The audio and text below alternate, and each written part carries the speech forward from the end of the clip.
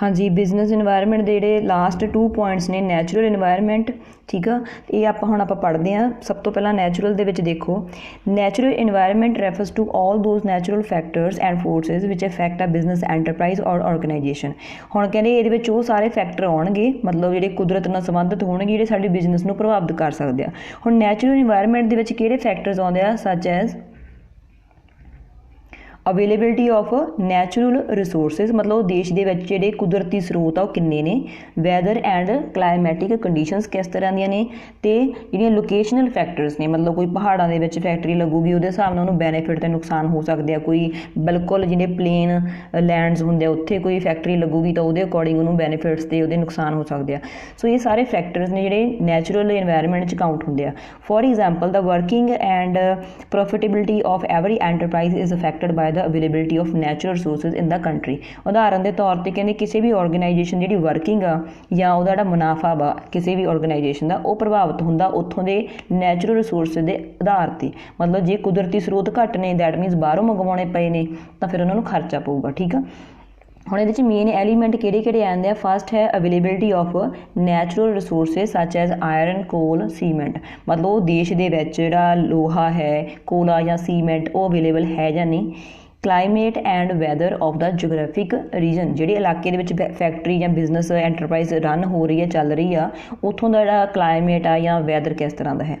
Next ਹੈ availability of infrastructural facilities based on nature such as ports etcetera. ਮਤਲਬ ਉੱਥੇ ਬੰਦਰਗਾਹ ਵਗੈਰਾ ਬਣੀ ਹੋਈ ਹੈ, ਮਤਲਬ ਉੱਥੇ ਦੇਸ਼ ਦੇ ਵਿੱਚ ਸਮਾਨ ਬਾਹਰ ਭੇਜਣ ਦਾ ਕੀ ਤਰੀਕਾ ਬਣਿਆ ਹੋਇਆ, ਜਾਂ ਉਹ ਪੂਰਾ ਜਿਹੜੀ ਇਨਫਰਾਸਟਰਕਚਰਲੀ ਡਿਵੈਲਪਮੈਂਟ ਹੋਈ ਹੈਗੀ ਹੈ, ਫੈਸਿਲਿਟੀਆਂ ਹੁੰਦੀਆਂ, ਸਹੂਲਤਾਂ। ਠੀਕ ਆ। ਨੈਕਸਟ ਹੈ ਨੈਚੁਰਲ ਕੈਲੇਮਿਟੀਜ਼, ਮਤਲਬ ਜਿਹੜੀਆਂ ਕੁਦਰਤੀ ਆਫਤਾਂ ਨੇ, ਡਰਾਊਟਸ ਹੋ ਗਈਆਂ, ਫਲੱਡ, ਅਰਥਕੁਏਕ ਵਗੈਰਾ ਉੱਥੇ ਫਰੀਕੁਐਂਟਲੀ ਆਉਂਦੇ ਆ, ਮਤਲਬ ਜਲਦੀ ਆਉਂਦੇ ਜਾਂ ਬਹੁਤ ਘੱਟ ਨੇ। ਸੋ ਇਹ ਸਾਰੀਆਂ ਚੀਜ਼ਾਂ ਇਫੈਕਟ ਕਰਦੀਆਂ। ਹੁਣ ਜਿਹੜਾ ਬਿਜ਼ਨਸ ਇਨਵਾਇਰमेंट ਦੇ ਡਿਮੈਂਸ਼ਨਸ ਦਾ ਲਾਸਟ ਪੁਆਇੰਟ ਹੈ, ਉਹ ਹੈ ਇੰਟਰਨੈਸ਼ਨਲ ਇਨਵਾਇਰमेंट। ਇੰਟਰਨੈਸ਼ਨਲ ਇਨਵਾਇਰमेंट ਜਿਵੇਂ ਇਹਦੇ ਨੇਮ ਤੋਂ ਕਲੀਅਰ ਆ, ਇੰਟਰਨੈਸ਼ਨਲ ਆਪਾਂ ਕਹਿੰਦੇ ਹਾਂ ਅੰਤਰਰਾਸ਼ਟਰੀ ਚੀਜ਼ ਨੂੰ। ਠੀਕ ਆ। International environment refers to all those international factors and forces which influence any business enterprise or organization। ਮਤਲਬ ਇਹਦੇ 'ਚ ਉਹ ਸਾਰੀਆਂ ਫੋਰਸਿਸ ਅਤੇ ਫੈਕਟਰਸ ਆਉਂਦੀਆਂ ਨੇ ਜਿਹੜੇ ਕਿਸੇ ਵੀ ਐਂਟਰਪ੍ਰਾਈਜ਼ ਨੂੰ ਪ੍ਰਭਾਵਿਤ ਕਰਦੀਆਂ। International environment is the international aspect or international part of business environment. ਇਹ ਵੀ ਆਪਾਂ ਹਰ ਇੱਕ ਪੁਆਇੰਟ ਦੇ ਵਿੱਚ ਪਹਿਲਾਂ ਪੜ੍ਹਦੇ ਹਾਂ ਵੀ, ਮਤਲਬ ਪਹਿਲੀਆਂ 2 ਲਾਈਨਸ ਦੇ ਵਿੱਚ ਸੇਮ ਇਹੀ ਪੁਆਇੰਟ ਨੇ ਐਕਸਪਲੇਨ ਕੀਤੇ ਹੋਏ ਵੀ ਜਿਹੜਾ ਇੰਟਰਨੈਸ਼ਨਲ ਇਨਵਾਇਰमेंट ਹੁੰਦਾ ਹੈ, ਇਹ ਬਿਜ਼ਨਸ ਇਨਵਾਇਰमेंट ਦਾ ਇੰਟਰਨੈਸ਼ਨਲ ਪਾਰਟ ਹੁੰਦਾ। ਹੁਣ ਇਹਦੇ ਵਿੱਚ ਕਿਹੜੀਆਂ ਚੀਜ਼ਾਂ ਇਨਕਲੂਡ ਨੇ? ਇਟ ਇਨਕਲੂਡ ਫੈਕਟਰ ਸੱਚ ਐਜ਼ ਇੰਟਰਨੈਸ਼ਨਲ ਲਾਜ਼, ਮਤਲਬ ਅੰਤਰਰਾਸ਼ਟਰੀ ਲੈਵਲ 'ਤੇ ਕਿਹੜੇ ਕਾਨੂੰਨ ਬਣੇ ਹੋਏ ਆ। ਗਲੋਬਲ ਇਕਨੋਮਿਕ ਕੰਡੀਸ਼ਨ, ਪੂਰੀ ਦੁਨੀਆ ਦੇ ਵਿੱਚ ਇਕੋਨਮੀ ਦੀਆਂ ਕਿਸ ਤਰ੍ਹਾਂ ਦੀਆਂ ਕੰਡੀਸ਼ਨਸ ਨੇ। ਇੰਟਰਨੈਸ਼ਨਲ ਪੋਲੀਟੀਕਲ ਕੰਡੀਸ਼ਨਸ, ਬਾਹਰਲੇ ਦੇਸ਼ਾਂ ਦੀ ਪੋਲੀਟੀਕਲ ਕੰਡੀਸ਼ਨ ਕਿਸ ਤਰ੍ਹਾਂ ਦੀ ਆ, ਰਾਜਨੀਤਿਕ ਕੰਡੀਸ਼ਨ। ਮਤਲਬ ਇੰਟਰਨੈਸ਼ਨਲ ਅਗਰੀਮੈਂਟਸ, ਬਾਹਰਲੇ ਦੇਸ਼ਾਂ ਦੇ ਨਾਲ ਜਾਂ ਅੰਤਰਰਾਸ਼ਟਰੀ ਲੈਵਲ 'ਤੇ ਕਿੰਨੇ ਸਮਝੌਤੇ ਵਗੈਰਾ ਹੋਏ ਨੇ। International relations and influence of various international organisations. ਇਸ ਤੋਂ ਇਲਾਵਾ ਬਾਹਰਲੇ ਦੇਸ਼ਾਂ ਦੇ ਨਾਲ ਕਿਸ ਤਰ੍ਹਾਂ ਦੇ ਰਿਲੇਸ਼ਨਸ ਨੇ ਸਾਡੇ ਦੇਸ਼ ਦੇ। ਠੀਕ ਆ। ਅਤੇ ਜਾਂ ਫਿਰ ਜਿਹੜੀਆਂ ਇੰਟਰਨੈਸ਼ਨਲ ਔਰਗੇਨਾਈਜੇਸ਼ਨਸ ਨੇ, ਉਹਨਾਂ ਦਾ ਕੀ ਪ੍ਰਭਾਵ ਹੈ, ਕੀ ਇਨਫਲੂਐਂਸ ਹੈ ਸਾਡੇ ਉੱਪਰ। ਇਹ ਸਾਰੇ ਫੈਕਟਰਸ ਨੇ ਜਿਹੜੇ ਇੱਕ ਇੰਟਰਨੈਸ਼ਨਲ ਇਨਵਾਇਰमेंट ਦੇ ਵਿੱਚ ਕਾਊਂਟ ਹੁੰਦੇ ਆ। In fact modern age is an age of internationalism and globalisation. ਕਹਿੰਦੇ ਅੱਜ ਦਾ ਜਿਹੜਾ ਟਾਈਮ ਹੈ, ਇਹ ਕੀ ਹੈ? ਮਤਲਬ ਇੰਟਰਨੈਸ਼ਨਲਿਜ਼ਮ ਦਾ ਅਤੇ ਗਲੋਬਲਾਈਜੇਸ਼ਨ ਦਾ ਹੈ, ਮਤਲਬ ਅੰਤਰਰਾਸ਼ਟਰੀਕਰਨ ਦਾ ਹੈ। Hence every country and its economy are an integral part of the international community and world economy. ਮਤਲਬ ਜਿਹੜਾ ਵੀ ਦੇਸ਼ ਹੈ ਜਾਂ ਇਹਦੀ ਦੇਸ਼ ਦੀ ਇਕੋਨਮੀ ਹੈ, ਕਿਸੇ ਵੀ ਦੇਸ਼ ਦੀ ਇਕੋਨਮੀ, ਅਰਥ ਵਿਵਸਥਾ ਹੈ, ਉਹ ਇੰਟਰਨੈਸ਼ਨਲ ਕਮਿਊਨਿਟੀ ਦਾ ਇੱਕ ਹਿੱਸਾ ਹੈ। ਠੀਕ ਆ। ਮਤਲਬ ਜਿਹੜੇ ਅੰਤਰਰਾਸ਼ਟਰੀ ਲੈਵਲ ਦੇ ਉੱਪਰ ਆਪਾਂ ਜੇ ਗੱਲ ਕਰਦੇ ਹਾਂ ਪੂਰੀ ਗਲੋਬ ਦੀ, ਤਾਂ ਉਹਦੇ ਵਿੱਚ ਸਾਡੇ ਦੇਸ਼ ਦੀ ਇਕੋਨਮੀ ਵੀ ਇੱਕ, ਜਿਵੇਂ ਆਪਾਂ ਕਹਿ ਦਈਏ, ਇੰਪੋਰਟੈਂਟ ਪਾਰਟ ਪਲੇ ਜਾਂ ਇੰਪੋਰਟੈਂਟ ਰੋਲ ਪਲੇ ਕਰਦੀ ਆ।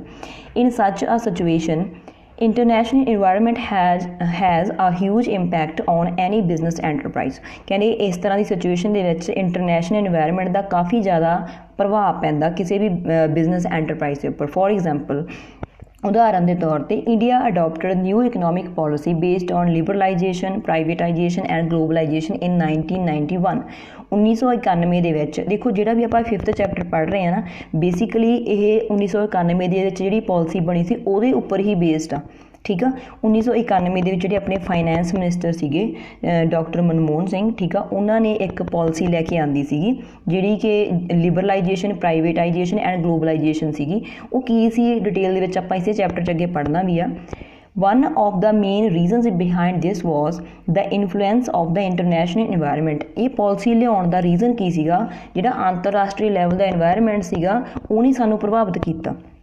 In such a situation, it has become essential for the business enterprises in India that they have to adapt their policies and working in accordance with the international environment। ਸੋ ਕਹਿੰਦੇ ਉਸ situation ਦੇ ਵਿੱਚ 1991 ਦੇ ਵਿੱਚ ਇਹ ਜ਼ਰੂਰੀ ਹੋ ਗਿਆ ਸੀਗਾ ਇੰਡੀਆ ਦੀਆਂ ਬਿਜ਼ਨਸ ਆਰਗੇਨਾਈਜੇਸ਼ਨਸ ਦੇ ਲਈ ਕਿ ਉਹ ਆਪਦੀਆਂ ਪੋਲਿਸੀਜ਼ ਕਾਹਦੇ ਅਕੋਰਡਿੰਗ ਬਣਾ ਲੈਣ, ਜਿਵੇਂ ਇੰਟਰਨੈਸ਼ਨਲੀ ਬਣੀਆਂ ਹੋਈਆਂ, ਬਾਹਰਲੇ ਦੇਸ਼ਾਂ 'ਚ ਬਣੀਆਂ ਹੋਈਆਂ। ਸੋ ਤਾਂ ਕਰਕੇ ਸਰਕਾਰ ਨੇ ਬਹੁਤ ਸਾਰੀਆਂ ਉਹਦੇ ਵਿੱਚ ਚੇਂਜਸ ਕੀਤੀਆਂ ਸੀਗੀਆਂ ਜਿਹੜੀਆਂ ਬਿਜ਼ਨਸ ਨਾਲ ਸੰਬੰਧਿਤ ਪੋਲਿਸੀਜ਼ ਸੀਗੀਆਂ। ਮਤਲਬ ਕਿ ਕਈ ਜਗ੍ਹਾ ਤਾਂ ਕੁਛ ਇੱਦਾਂ ਦੇ ਲਾਜ਼ ਪਾਸ ਕੀਤੇ ਗਏ ਵੀ ਆਹ ਬਿਜ਼ਨਸ ਖੋਲ੍ਹਣ ਦੇ ਲਈ ਲਾਇਸੈਂਸ ਲੈਣ ਦੀ ਲੋੜ ਨਹੀਂ ਹੈ, ਠੀਕ ਆ। ਮਤਲਬ ਬਹੁਤ ਸਾਰੇ ਪੁਆਇੰਟਸ ਜਿਹੜੇ ਆਪਾਂ ਇਸੇ ਚੈਪਟਰ 'ਚ ਅੱਗੇ ਪੜ੍ਹਾਂਗੇ। ਹੁਣ ਇਹਦੇ ਕੁਛ ਮੇਨ ਐਲੀਮੈਂਟਸ ਨੇ। Main element of international environment ਦੇ ਵਿੱਚ ਪਹਿਲਾਂ ਆਉਂਦਾ ਇੰਟਰਨੈਸ਼ਨਲ ਇਕਨੋਮਿਕ ਕੰਡੀਸ਼ਨ, ਮਤਲਬ ਜਿਹੜਾ ਅੰਤਰਰਾਸ਼ਟਰੀ ਲੈਵਲ 'ਤੇ ਆਰਥਿਕ ਕੰਡੀਸ਼ਨ ਕਿਸ ਤਰ੍ਹਾਂ ਦੀਆਂ ਨੇ। ਸੈਕਿੰਡ ਪੁਆਇੰਟ ਹੈ ਇੰਟਰਨੈਸ਼ਨਲ ਪੋਲੀਟੀਕਲ ਕੰਡੀਸ਼ਨ, ਮਤਲਬ ਰਾਜਨੀਤਿਕ ਕੰਡੀਸ਼ਨ ਕਿਸ ਤਰ੍ਹਾਂ ਦੀਆਂ ਨੇ। ਇੰਟਰਨੈਸ਼ਨਲ ਲਾਅ ਕਿਸ ਤਰ੍ਹਾਂ ਦੇ ਬਣੇ ਹੋਏ ਨੇ। ਨੈਕਸਟ ਹੈ ਇੰਟਰਨੈਸ਼ਨਲ ਰਿਲੇਸ਼ਨਸ, ਮਤਲਬ ਬਾਹਰਲੀਆਂ ਦੇਸ਼ਾਂ ਦੇ ਨਾਲ ਸਾਡੀਆਂ ਕਿਸ ਤਰ੍ਹਾਂ ਦੀਆਂ ਰਿਲੇਸ਼ਨਸ ਨੇ ਸਾਡੀ ਕੰਟਰੀ ਦੀਆਂ। ਇੰਟਰਨੈਸ਼ਨਲ ਅਗਰੀਮੈਂਟਸ, ਬਾਹਰਲੇ ਦੇਸ਼ਾਂ ਦੇ ਨਾਲ ਕਿਸ ਤਰ੍ਹਾਂ ਦੇ ਸਮਝੌਤੇ ਹੋਏ ਹੋਏ ਨੇ, ਠੀਕ ਆ। International organisation like world trade organisation, ਜਿਹਨੂੰ WTO ਕਹਿੰਦੇ ਆ, ਮਤਲਬ ਪੂਰੇ ਬਹੁਤ ਸਾਰੇ ਦੇਸ਼ਾਂ ਦੀ ਇੱਕ ਇਹ ਆਰਗੇਨਾਈਜੇਸ਼ਨ ਬਣੀ ਹੋਈ ਜਿਹੜੀ ਵਪਾਰ ਨਾਲ ਸੰਬੰਧਿਤ ਫੈਸਲੇ ਲੈਂਦੀ ਹੈ ਜਾਂ ਅਗਰੀਮੈਂਟਸ ਕਰਦੀ ਆ। ਨੈਕਸਟ ਹੈ role and status of the economy of the country in international economy. ਸਾਡੇ ਦੇਸ਼ ਦੀ ਅਰਥ ਵਿਵਸਥਾ ਦਾ ਪੂਰੇ ਇੰਟਰਨੈਸ਼ਨਲ ਇਕੋਨਮੀ ਦੇ ਵਿੱਚ, ਜਿਹੜੀ ਪੂਰੇ ਸਾਰੇ ਦੇਸ਼ਾਂ ਦੀ ਇਕੋਨਮੀ 'ਚ ਕੀ ਰੋਲ ਹੈ। ਨੈਕਸਟ ਹੈ foreign policy of the country. ਬਾਹਰਲੇ ਦੇਸ਼ਾਂ ਨਾਲ ਸੰਬੰਧਿਤ ਸਾਡੇ ਦੇਸ਼ ਦੇ ਵਿੱਚ ਕਿਸ ਤਰ੍ਹਾਂ ਦੀ ਪੋਲਿਸੀ ਬਣੀ ਹੋਈ ਆ, ਮਤਲਬ ਬਾਹਰਲੇ ਦੇਸ਼ਾਂ ਦੇ ਵਿੱਚੋਂ ਜਿਹੜੀਆਂ ਕੰਪਨੀਜ਼ ਨੇ ਈਜ਼ੀਲੀ ਆ ਕੇ ਬਿਜ਼ਨਸ ਕਰ ਸਕਦੀਆਂ ਜਾਂ ਨਹੀਂ ਕਰ ਸਕਦੀਆਂ। ਸੋ ਇਹ ਸਾਰੇ ਫੈਕਟਰ ਇਹਦੇ 'ਚ ਕਾਊਂਟ ਹੁੰਦੇ ਆ ਇੰਟਰਨੈਸ਼ਨਲ ਇਨਵਾਇਰਮੈਂਟ ਦੇ ਵਿੱਚ।